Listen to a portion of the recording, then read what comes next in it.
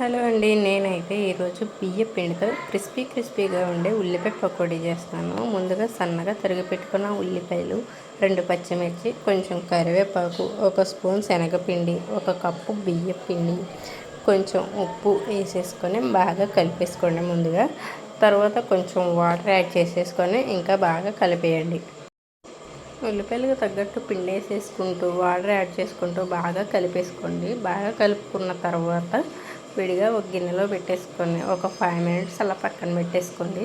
తర్వాత అంతలోకి మనం ప్యాన్లో ఆయిల్ పెట్టేసుకొని ఆయిల్ వేడెక్కిన తర్వాత పక్కన పెట్టేసుకున్న పిండిని అందులో పకోడీలో వేసేసుకోండి.